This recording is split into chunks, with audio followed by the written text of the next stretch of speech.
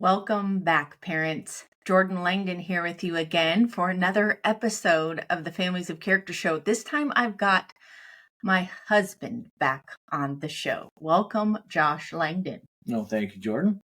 So, guys, if you are watching us on YouTube, you can see by the way we are dressed that something different's going on here.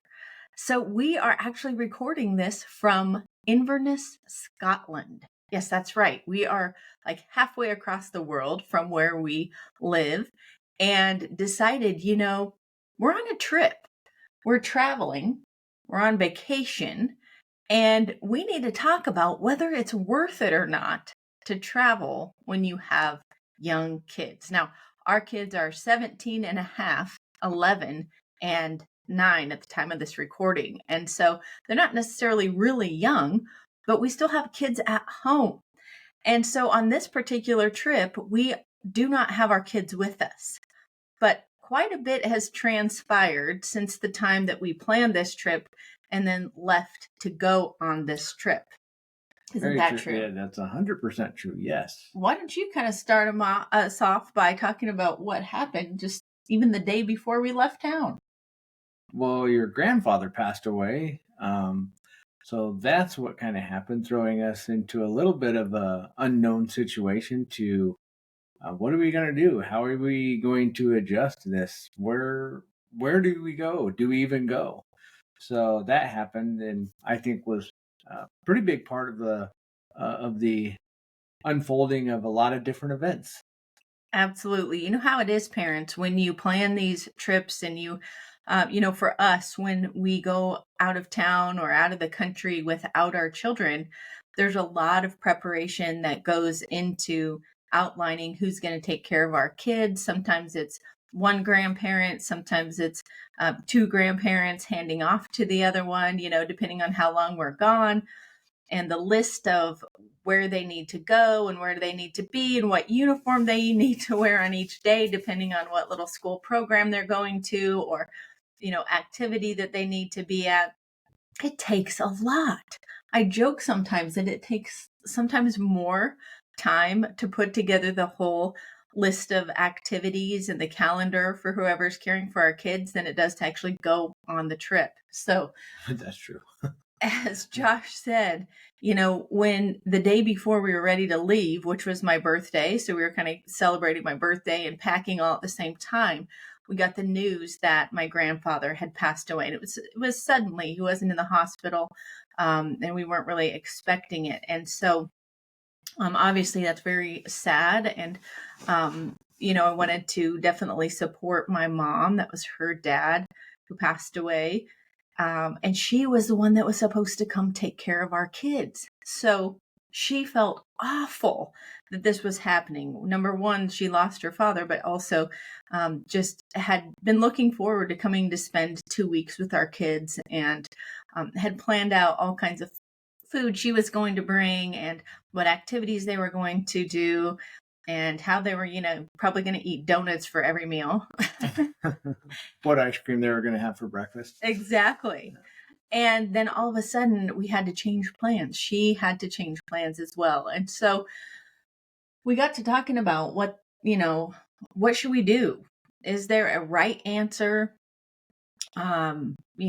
Contemplating canceling our trip, wondering who else could step in for my mom to watch our kids while we were gone.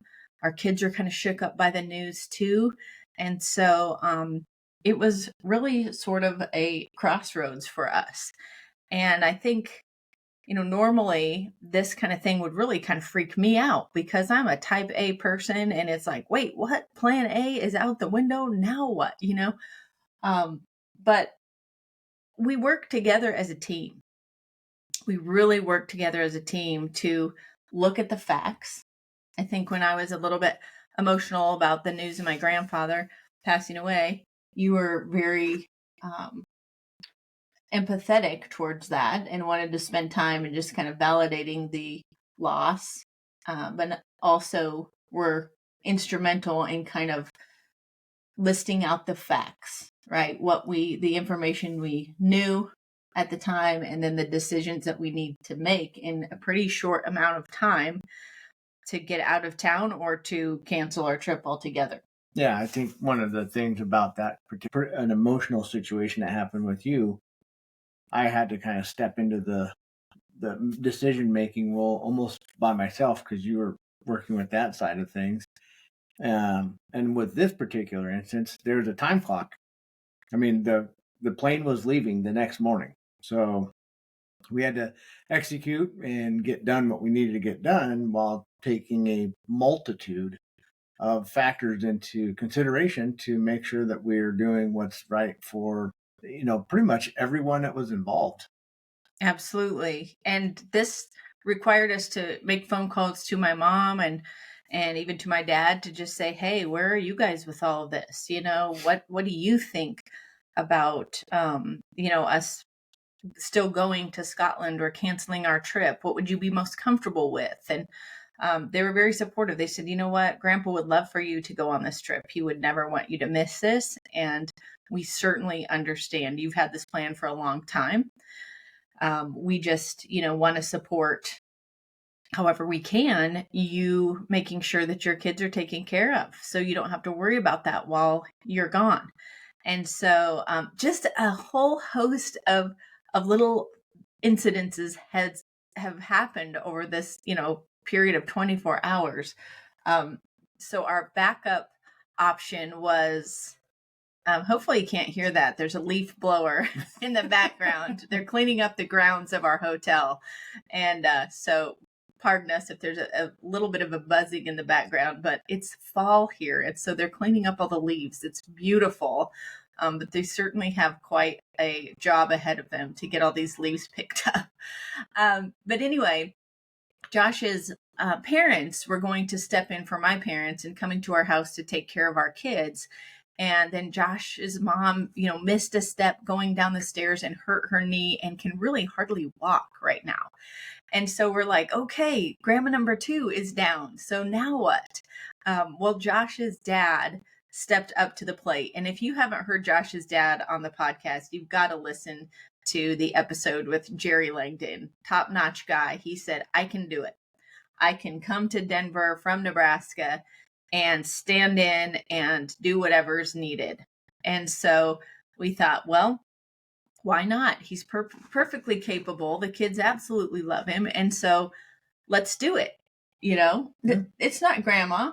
He might not be cooking homemade lasagna or baking fresh cookies every day, but he can certainly follow directions on our agenda for the kids and is perfectly capable of loving on them and making sure that they are safe. So they'll still have ice cream for breakfast. They'll have ice cream for breakfast. Yeah.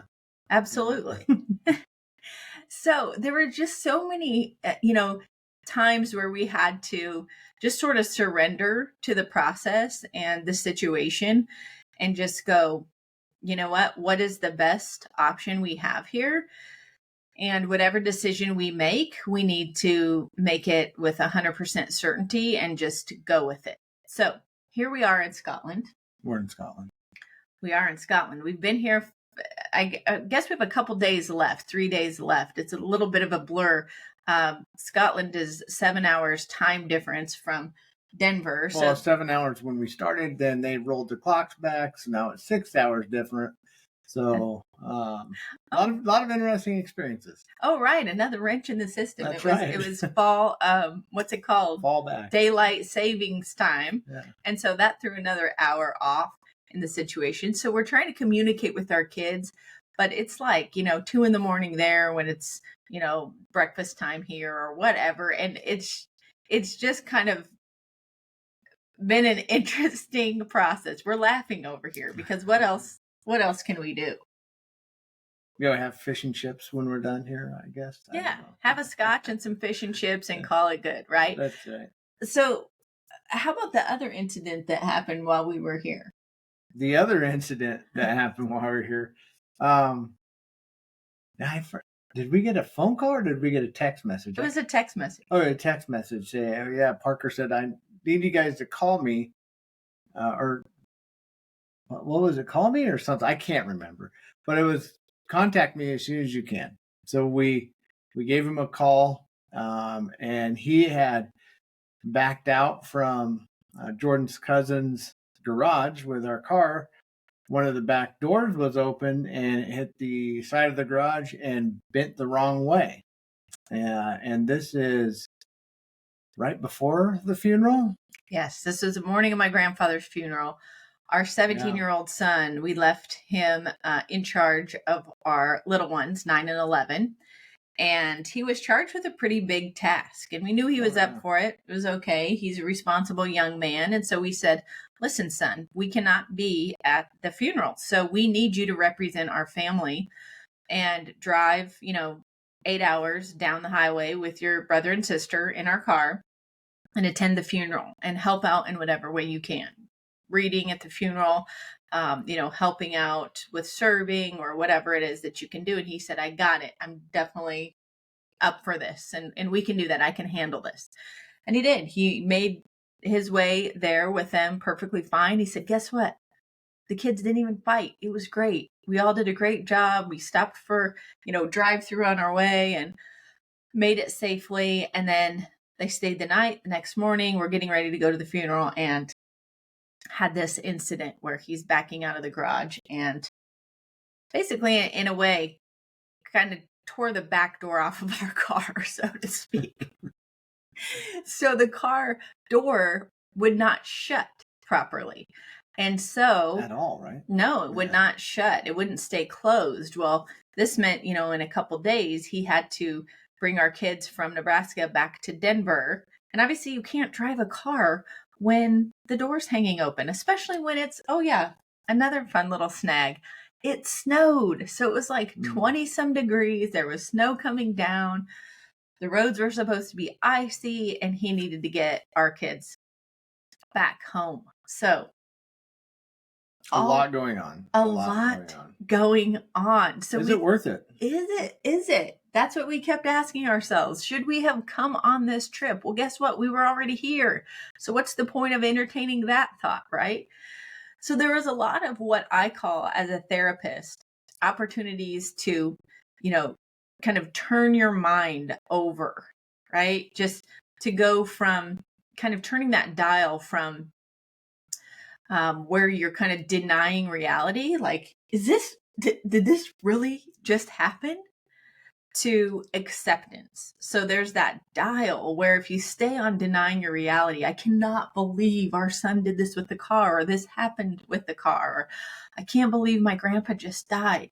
When you stay in that state of mind where you're denying something that's actually truly happening, it creates so much distress and anxiety in you. And so I know from being a therapist and teaching my clients how to turn your mind over to accepting reality and just saying, okay, this is the situation. We have, a problem with our car now.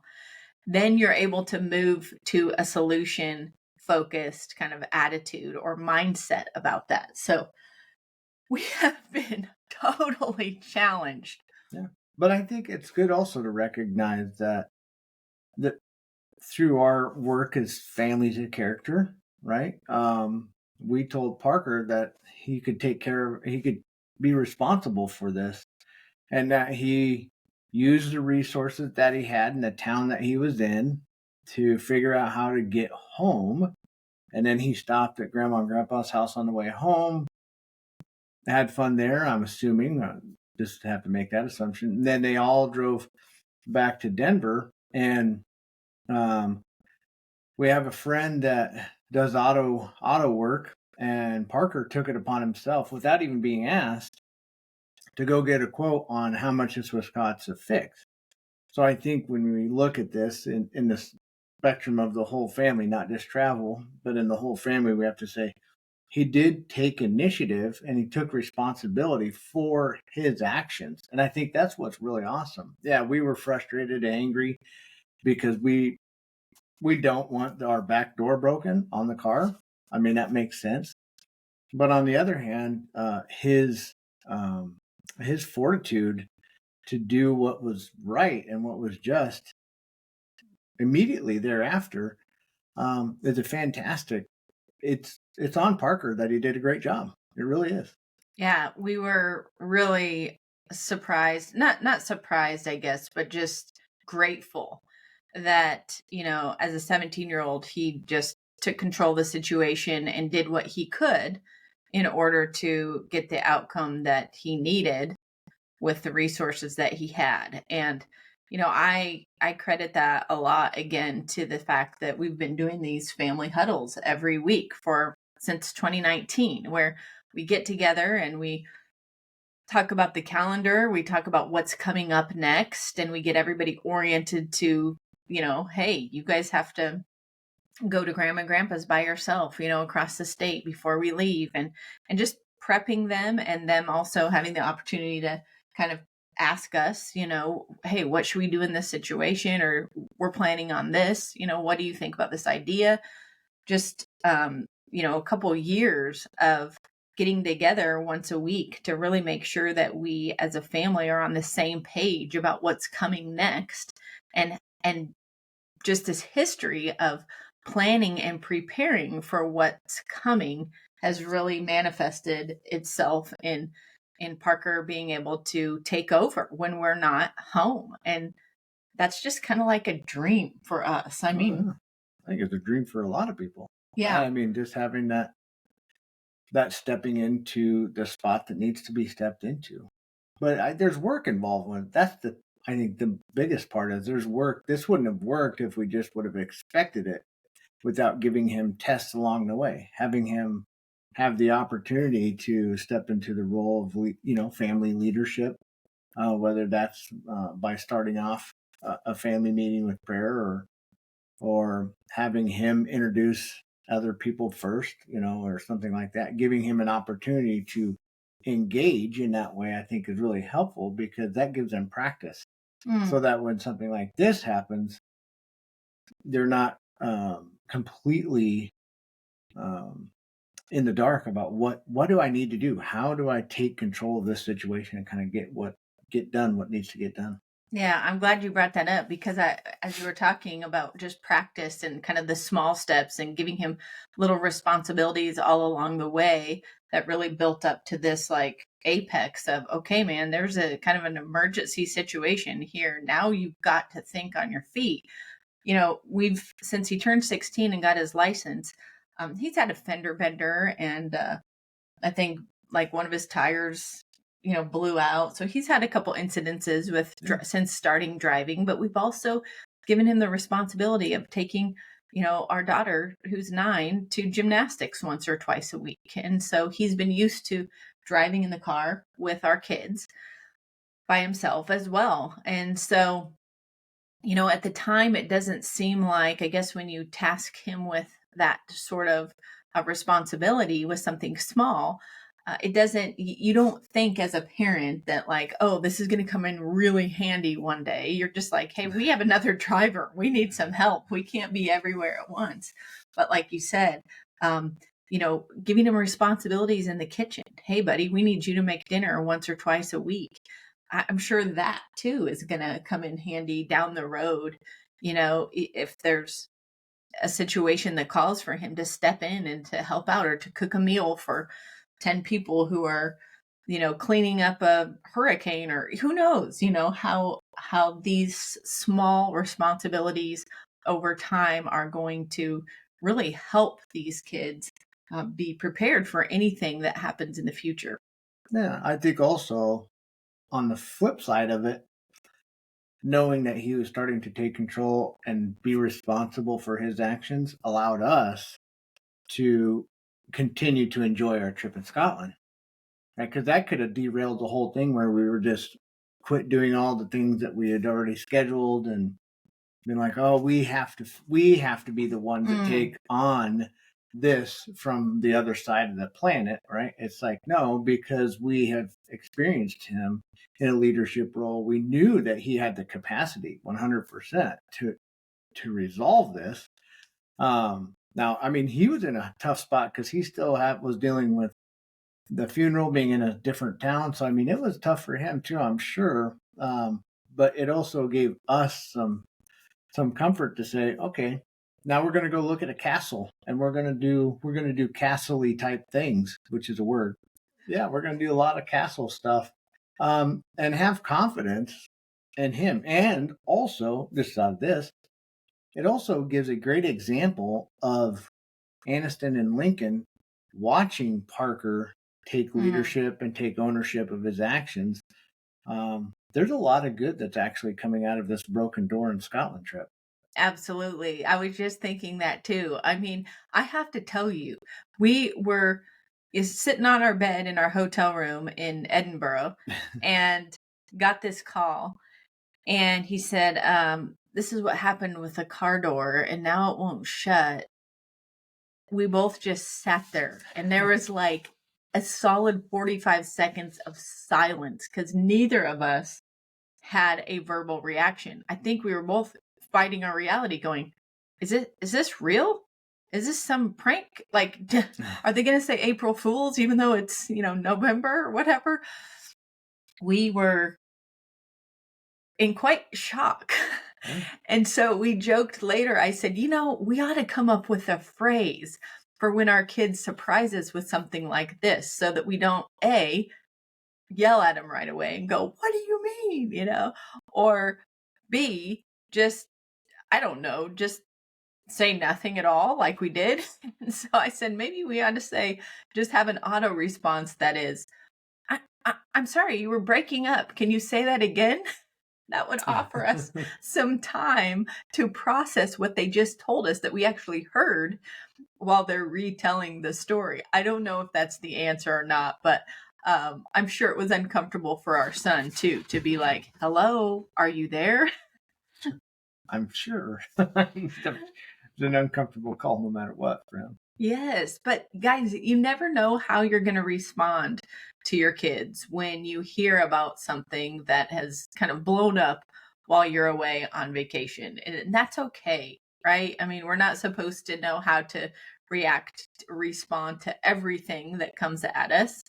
There's just no possible way to prepare for all the different types of things that could go wrong. We were actually talking about, hey, before we leave, we need to remind our kids how to call 911, because what if something happens to grandpa, or what if something happens to one of them? They need to know how to use grandpa's phone to call 911 and get help for the family. And so it's just all these little things that, you think about and you plan for, and there's just some things that you can't be ready for. And so it's just kind of, blocking and tackling a little bit as things pop up. But I think that's also one of the awesome things about traveling in general. Is rare is it that we've ever been on a trip where it's just been everything goes perfectly, right? And you're out of your element, you're out of your comfort zone. So whether it's with the family or if it's not with the family, it doesn't really matter, because the truth is you have to adjust. You have to be resourceful. You have to think on your feet. What do we do next? Because we're in a different spot. We weren't expecting to do this, or whatever it is. I think that's one of the beauties of traveling with a family or with the kids at home, is it allows everyone to, kind of experience the unusual out of your comfort zone. And we always grow from these experiences. It may be really difficult in the moment, but we always look back and say, man, we're glad we did that. And so for us, traveling with our kids or traveling as a couple to really work on reconnecting our relationship as husband and wife is totally worth it. It is a lot of work. It is a lot of, kind of bobbing and weaving, going to different places. We never go to the same place twice usually. And so it's discovering new things, but we grow Wearing a from it. kilt, wearing a kilt. Wearing a kilt. That's right. That's happening tonight, So it folks. is. When you in Scotland, you do as the Scots do, right? I think when we were in our 20s, we probably would have never done this. But in our 40s, we're parents of 3 kids that we work hard and we go on trips, and we're like, we're going to embrace the culture. We're going to do what they do here Experience and it. experience it and bring that back to our kids and inspire them to be good travelers and to join the crowd, in the things that make sense to join in. Let's just say that. The scotch is very good over here in Yeah. Scotland, by the way. We've been enjoying some nice drinks. Yes, very, very much.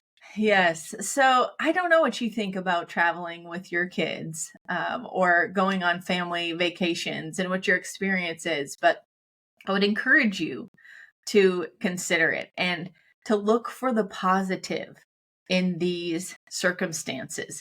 I'm sure when we get home, Annie and Lincoln are going to have something awesome to share with us about how they learned to do something new on their own, or how they helped grandpa get from home to their music program and they didn't know that they could do that, that they could navigate him instead of him navigating them. Like there's all kinds of great things that come out of these trips. And also I think just ultimately it is building character. It's building character Sure. in us, right? As parents, to have to be patient.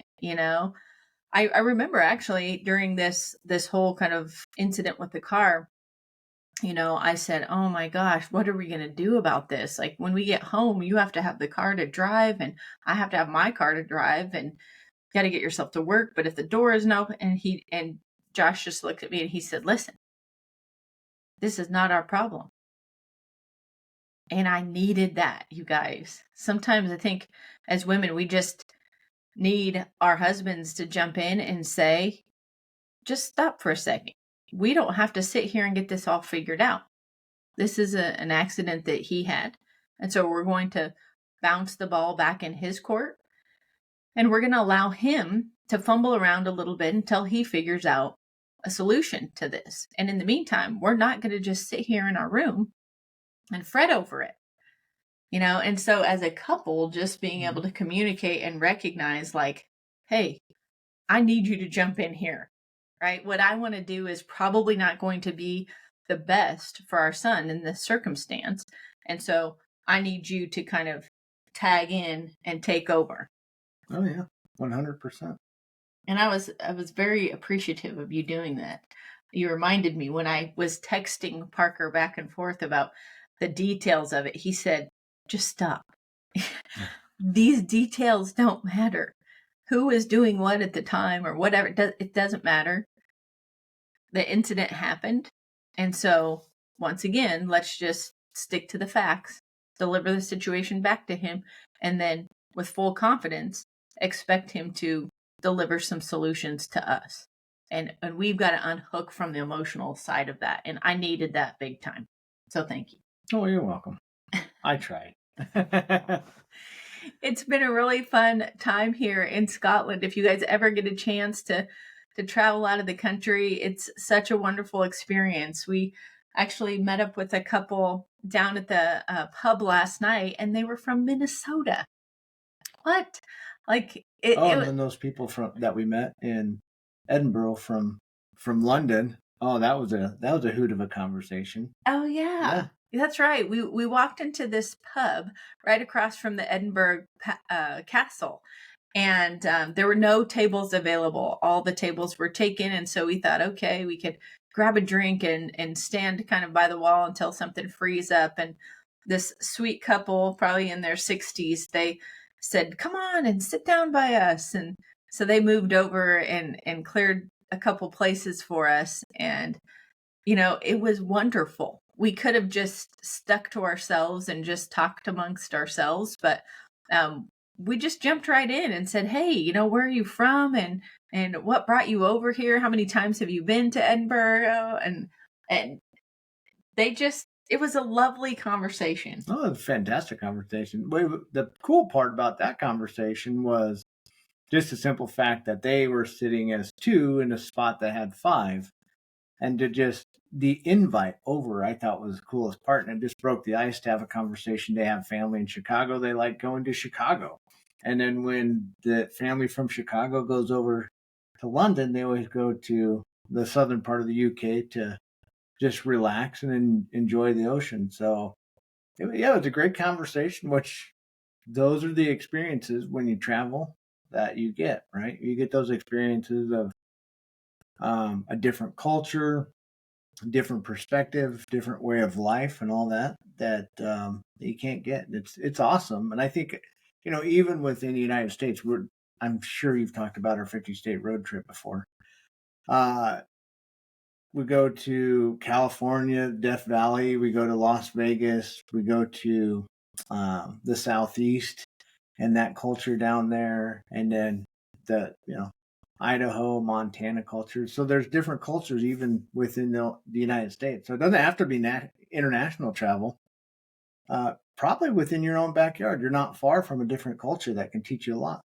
Absolutely. And that just reminds me, there's such a domino effect, when you are generous. And I think that's exactly what this couple from London Oh yeah. is they were very generous and said, come join us. We don't know you, but who cares? Like, we're family. We're all together here and we're all on holiday here, as they call it. And Yeah, holiday. let's learn about each other, And so that really propelled us to offer that sort of hospitality and generosity to other couples as we traveled about the city for the rest of the day. It just gave us a sense of kind of a lightened load and something other than ourselves to focus on, which is always brilliant and always brings you so much joy to get into the lives of other people. And it's another thing that I recognize when we go on these trips and we let ourselves, really join in with other people and learn about the culture and learn about these people that live in these areas is how much you learn about your spouse just in conversating with another couple, because you hear them ask questions that otherwise you'd never hear them ask. And you hear how they think about certain things when the other couple's talking about their lifestyle or where they've been or adventures they've had. You hear your spouse kind of ask deeper questions and you learn more about them. I think that helps you fall in love with your spouse more, is to really witness them from kind of this I don't know, bird's eye perspective or bird's eye view. And it's really awesome. I think if we just stuck to ourselves for 10 to 12 or 14 days and didn't allow ourselves to, converse with other people, we would be really limiting ourselves in how we get to know each other more deeply. And that's why we come on these trips Oh with yeah, our kids. absolutely. Yeah, like that, having that conversation with those people from Minnesota and learning more about their family and what they're doing and some of the things they're doing great with and some of the things they're struggling with. Then it gives you an opportunity to do some reflection on your own and say, well, where am I in regard to this particular situation? And it's so helpful, and it's nice when having these conversations. They're from Minnesota, we're from Colorado, different cultures, different thought processes. I mean, internally to the United States, and it's still this.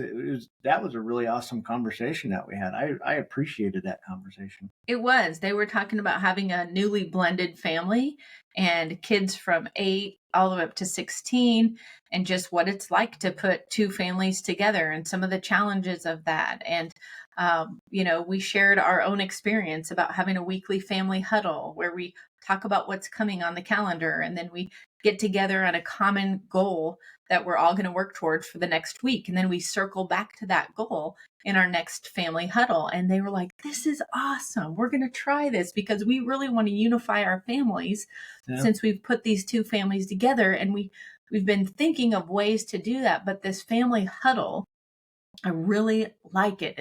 And the gentleman said, I just, this makes sense to me. The family calendar is something that is shared among all of us anyway, and to get them on board to make sure that they know what's happening and how they can pitch in and help out or how they can be prepared for their own things.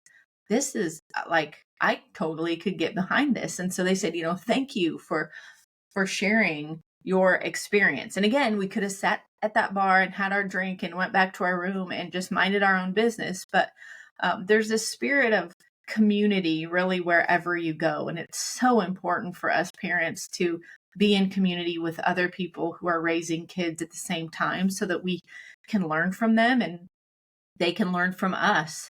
One of the things that they talked about, was the fact that they have a couple in their neighborhood and they call this couple for porch sessions, she said. And so the couple will come over and they'll literally sit on the porch together and say, we need a session. We are struggling with this particular thing in our marriage or this particular thing in our family, and we need kind of a third party to bounce this off of. And so they have this kind of relationship with their neighbors where they're able to do this back and forth. And she said, man, it has just been a lifesaver for us to have another couple that we can confide in without judgment and realize that they go through stuff and we go through stuff, and together we're better, is what Stacy kept saying. And I love that. I thought that's absolutely true. We need each other in community as parents, and we need to be able to be vulnerable and just say, this is really hard for us right now. So even them just traveling within your own neighborhood, right? Yeah, absolutely. Yeah.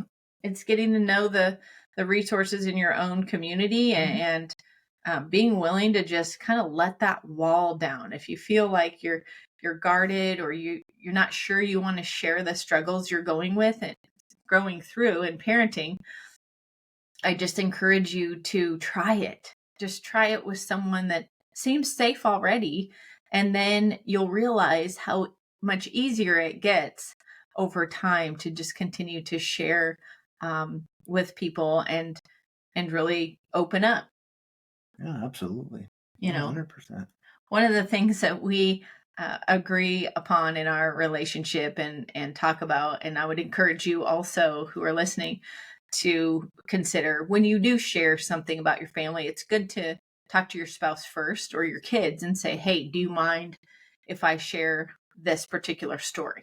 Right? You don't want to out your spouse or your kids and tell something that they're like, I never wanted you to tell that. That's my story to tell. So Josh and I have our set of, we always have examples to share, and we have 100% said, Lord, if you brought us to it, you've brought us through it, and this is not just for us, but for others to learn from. But we still have that kind of agreement. Is this one of those things you mind if I share about? So that's always important to remember. Very important. You can cause some strife with that one. That's speaking from experience. We are imperfect, so we're still trying. That's right. Always trying to just improve 1% better every time. So anyway, we just wanted to pop on here and share with you our experience of traveling. If you're wondering if, you should just wait until your kids leave the house to travel, just don't.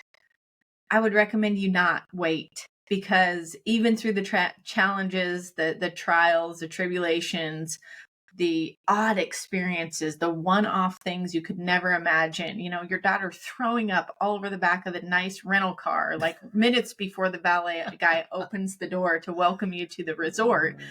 These things we can laugh about. It's just life, folks.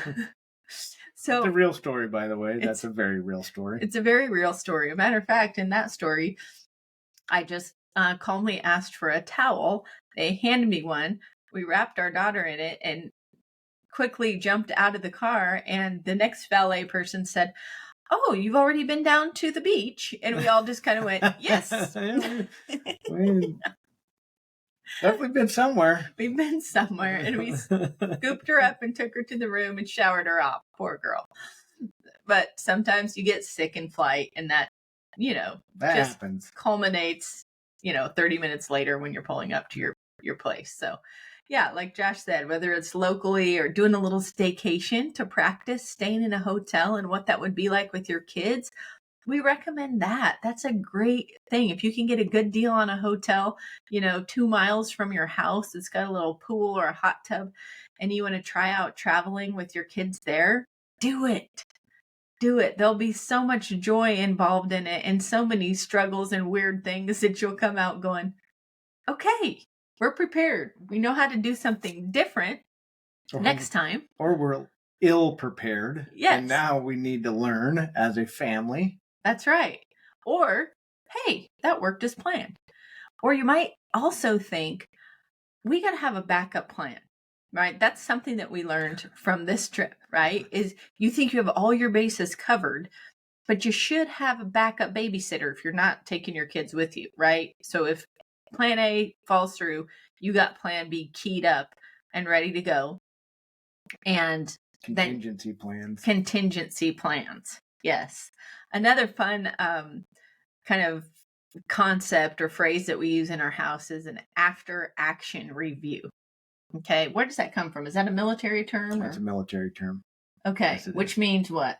What means it's an after action review. So you kind of rehash what happened, what went good, what went bad, what you can do better, and then put processes in place to make sure that the bad things theoretically don't happen again and the good things continue to happen.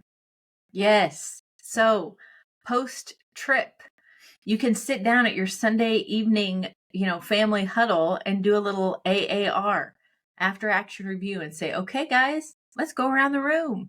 What went well for you and you and you? How do you think, we overcame some of the obstacles? And we'll do that when we arrive back home. And then, what types of things could we have done differently? And again, this isn't to shame or be upset with each other. It's just to say, next time, what do you think we could do that we didn't do this time? And these types of conversations, guys, with your kids, again, it makes them feel part of the team, right? They feel like a valued member of your team. We believe your family is the number one most important team you'll ever be part of. Yeah. And so, man, it makes them feel like a stakeholder in your family. And then also they come up with really good solutions to things. They do, yes. Yeah, let them free on a problem and you'll find that, we have a little solution maker. This small little child mind can generate some pretty amazing solutions to problems. So totally. And let them loose. Exactly. Let them pitch in ideas and then try them out. Even if you think they might flop, say, oh yeah, let's try that next time, and then play it out and see how it goes.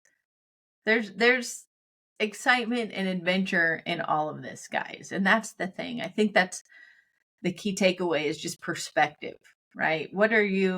How are you going to overall kind of encapsulate your travel and your trip? And, what good came from everything that happened collectively? It's a choice. It's a real choice on how you look at these things. So we believe that that's possible for your family too, that you truly can have the family life that you've dreamt about. And if travel is one of those things that is part of your mission statement or part of your goals as a family, don't be intimidated by the fact that you have kids. People love kids. There's all kinds of accommodations. Your parents grow in virtue and in character when they watch your kids and you're not there. Your kids grow in character. You grow in character. It's just a character building extravaganza, so to speak. Okay. So we encourage travel. We think it's wonderful. And an educational experience. You're going to make choices like what to wear underneath a kilt. We haven't got that far. Folks, he may be overexcited about putting on this kilt, so we'll have to post a picture of this so that you can see the overall outfit here. It's, again, when in Scotland, do as the Scots do.